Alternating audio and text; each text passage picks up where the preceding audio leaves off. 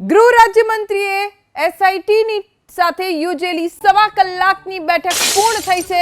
ગૃહ રાજ્યમંત્રી હર્ષ સંઘવી ડીજીપી વિકાસ સહાયના અધ્યક્ષ સ્થાને મળેલી બેઠકમાં સીટે રજૂ કરેલા પ્રાથમિક રિપોર્ટ પર સમીક્ષા કરવામાં આવી। આ બેઠકમાં સરકારે સીટને એક પણ જવાબદારને નહીં છોડવા છૂટો દોર આપી દીધો છે। એબીપી અસ્મિતાએ પ્રસારિત કરેલા અહેવાલની પણ પુષ્ટિ થઈ છે।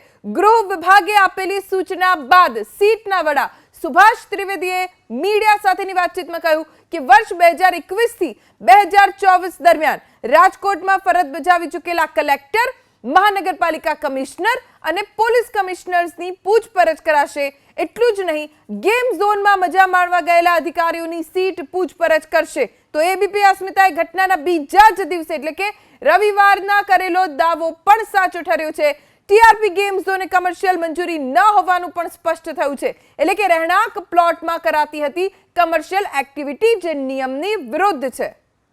24 કલાકમાં તમારી પાસે જેટલી ફાઇલ મૂકવામાં આવે, જે પૂછવામાં આવે એના આધારે નિર્ણય લેવાયો હશે, પણ કોઈ ઉતાવળથી સમજવાની જરૂર નથી કે કોઈને છોડી દેવામાં આવશે, કોઈને ખોટા પકડવામાં આવશે। બધા જ આઈએએસ કે આઈપીએસ અધિકારીને બોલાવીને પૂછપરછ કરવા માટે માનનીય ગૃહમંત્રી સાહેબે સૂચના સ્પષ્ટ આપી છે કે કોઈ પણ હોય, એ આઈએએસ હોય, આઈપીએસ હોય, આઈએફએસ હોય, કે મેં કહ્યું ને સૌથી પહેલાં એ તમામની પૂછપરછ કરવામાં આવશે। તમે જોશો 1-2 દિવસમાં જ તમામ અધિકારીઓને બોલાવવામાં આવશે, ઇન્ટ્રોગેશન કરવામાં આવશે।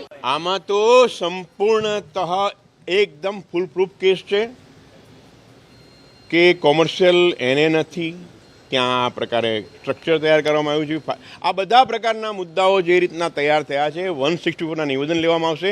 માનની ડીજીપી સાહેબ પોતે આ ગુનાની તપાસનું સુપરવિઝન કરે છે, એટલે તપાસ યોગ્ય થશે એની ખાતરી આપવામાં આવે છે।